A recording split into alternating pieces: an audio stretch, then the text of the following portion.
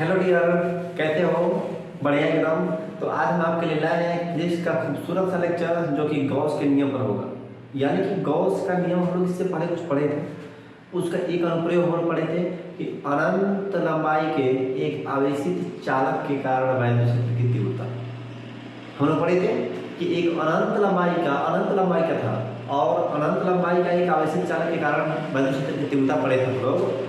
तो अब क्या करते हैं कि गॉस के नियम का जो अनुप्रयोग 2 है, तो हम लोग अनुप्रयोग 2 को देखते हैं। ठीक, तो अगर अभी तक आप मेरे चैनल पर नए हैं तो सब्सक्राइब कीजिए, लाइक कीजिए, ये तो खैर चलता रहेगा। लेकिन सबसे पहले बात करते हैं कि जितने भी लड़के देखते हैं लाइक कर दीजिए और शेयर कर दीजिए। देखिए, आप लोगों का सपोर्ट ही हमें मोटिवेट करता है। आप लोग एक लाइक, आपका व्यू, आपका जो सब्सक्राइब है वही हमको मोटिवेट करता है। अपना भाई समझ के, अपना सर मान के जो भी कहना है कर लीजिए। और क्या कहिए कि आप एक सपोर्ट दीजिए, ताकि देखिए समाज में हर किसी को कहीं से कहीं से सपोर्ट की जरूरत है।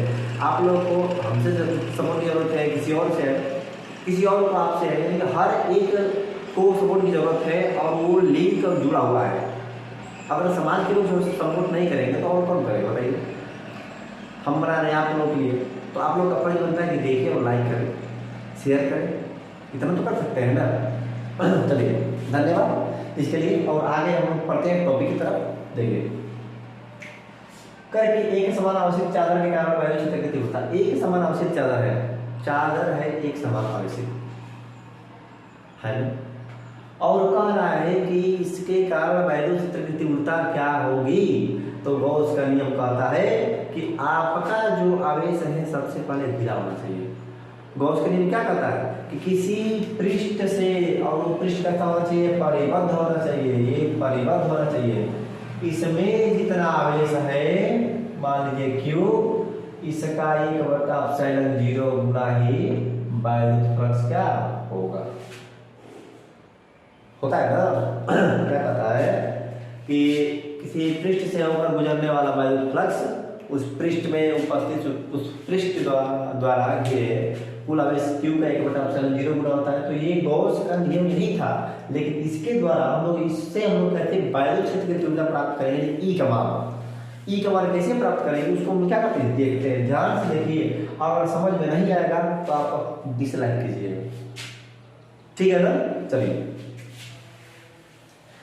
क्या बोलता है, लेकिन हाँ, इसको समझने के लिए आपको पिछला लेक्चर देखना पड़ेगा। यदि गॉस का नियम बढ़िया से पढ़ा है, लेकिन क्या कहता है, गॉस का नियम कहता है कि अगर कोई पृष्ठ है, अगर उसमें कोई आवेश कितना भी है, तो उस पृष्ठ से जितना भी वैद्युत फ्लक्स मतलब वैद्युत में लिखाई निकलेगा, तो उस पृष्ठ से कुल आवेश Q का 1/ε0 गुना होता है। यही उसका नियम है।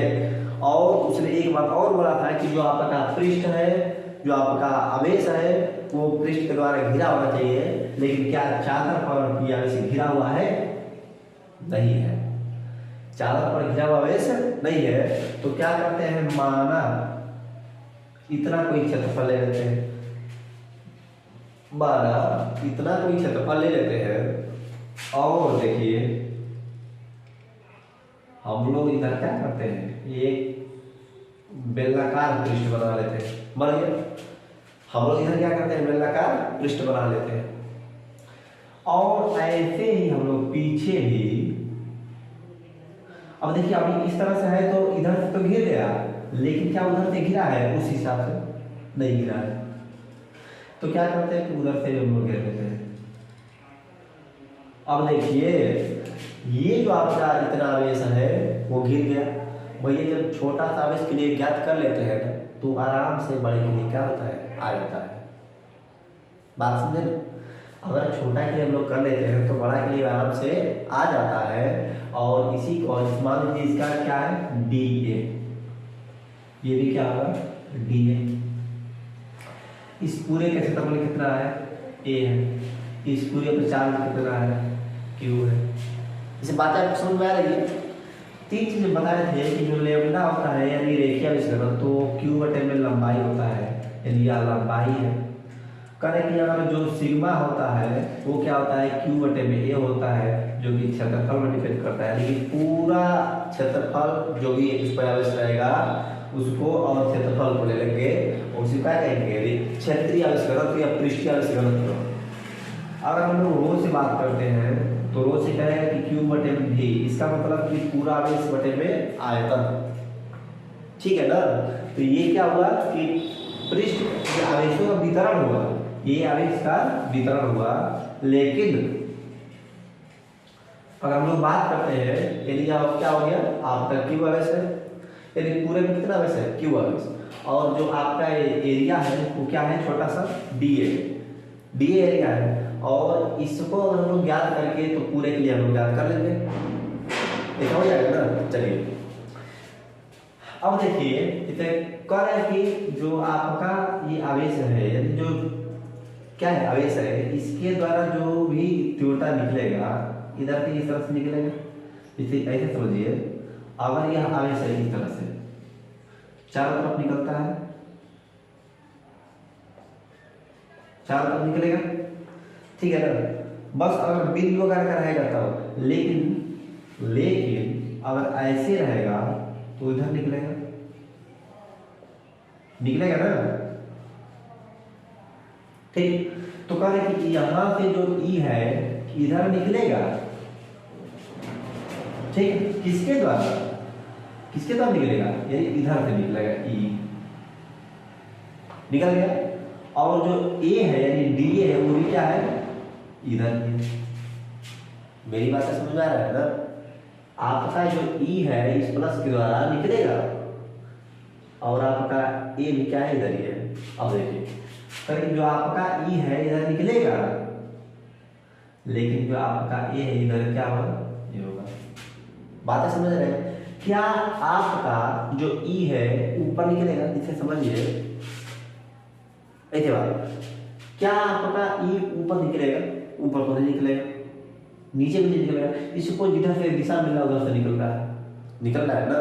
तो आप क्या करेंगे कि जो ई इधर है वो यानी आई आपका क्या हो गया डी हो गया, यानी चाहते हैं तो यही है इस तरह से है। तो क्या इसकी दिशा पृष्ठ की क्या है इधर है, यानी चारों तरफ है। लेकिन जो निकलने वाला ई है या तो इधर है या तो इधर है, एक मैटर है ना। तो आपका यहाँ पर डी ए हो गया, ठीक। ये A1 मान ले DA1, क्योंकि इसका जो है ना ये पृष्ठ दूसरा है और ये आपका पृष्ठ दूसरा है, हो गया। तो कहता है कि इस पृष्ठ से यानी बेलनाकार काल्पनिक पृष्ठ से बेलनाकार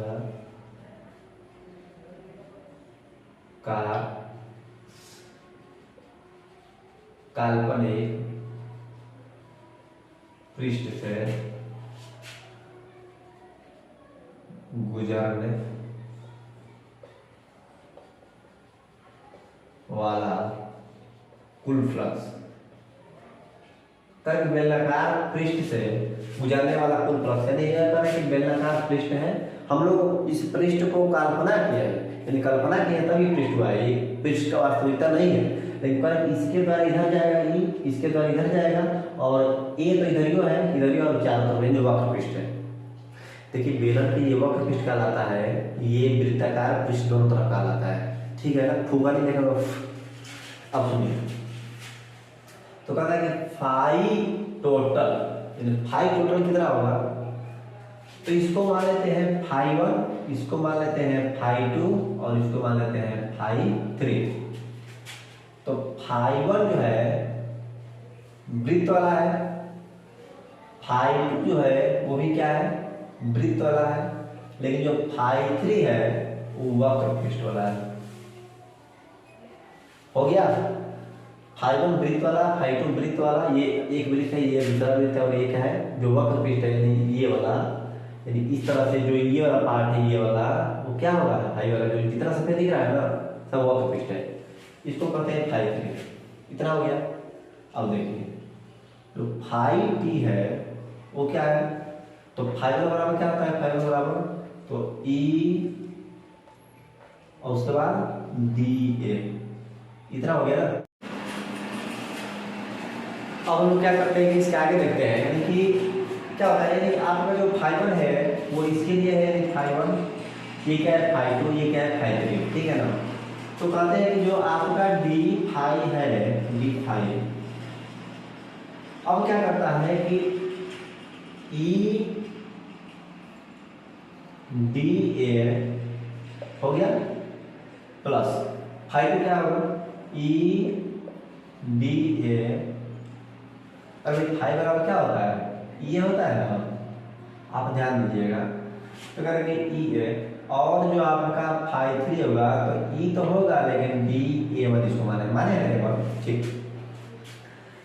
करेंगे डी फाइव टी यहाँ पर टी मांगते हैं टोटल, तो क्या होगा कि E D A cos theta plus E, अच्छा इसको हम दो बार लेके आए, एक क्या था दो ई डी ए हो गया ई डी ए इतना हो गया।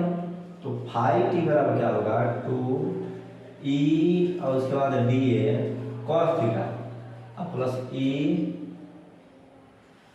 D A one cos theta. बच्चा देखो यहाँ पर जो आपका थीटा है जीरो, यहाँ पर थीटा आपका क्या जाना कैसे होगा ये समझिए।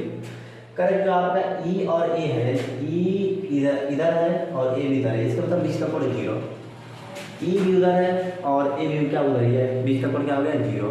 लेकिन ई इधर है और ए क्या ऊपर है, ये जो वक्र वाला भाग है, ये जो वक्र वाला भाग है वक्र वाला, इसके लिए जो सफेद वाला भाग है सफेद वाला व्हाइट वाला, इसके लिए तो जो भी पृष्ठ होगा नीचे ऊपर चारों तरफ होगा ना।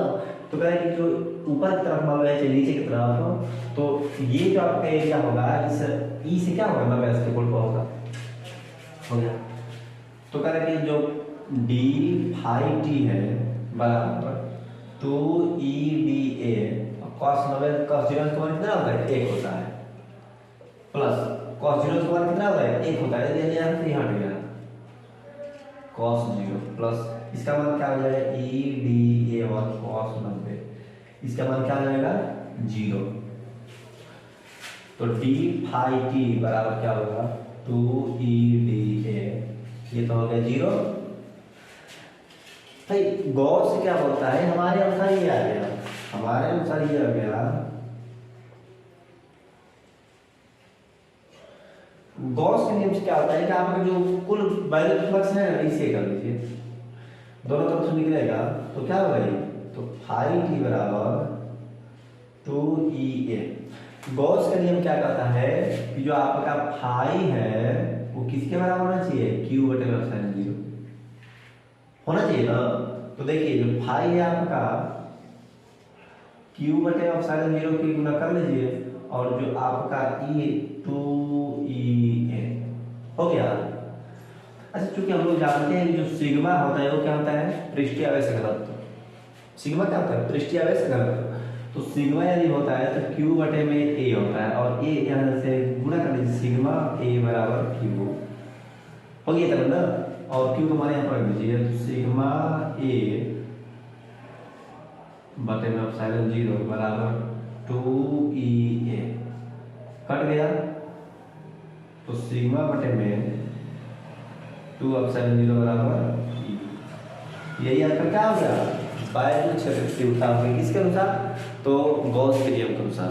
यही आपके गॉस मोस्ट इंपोर्टेंट क्वेश्चन है, ये ध्यान दीजिए आपके बोर्ड के लिए मोस्ट इंपोर्टेंट क्वेश्चन है और इसको आप ध्यानपूर्वक देखेंगे तो आराम से समझ में आएगा और अच्छे से इसको पढ़िए। आप जहाँ भी पढ़िए बढ़िया से पढ़िए, कोई दिक्कत नहीं होना चाहिए। हाँ बाकी जो भी हेल्प हमसे होना चाहिए हमसे ले सकते हैं, कोई दिक्कत नहीं। अगर आपको कुछ डाउट है तो कमेंट बॉक्स में कमेंट कीजिए, उसके बाद फिर सही है। तब तक के लिए जय हिंद, मिलते हैं नेक्स्ट वीडियो में। धन्यवाद।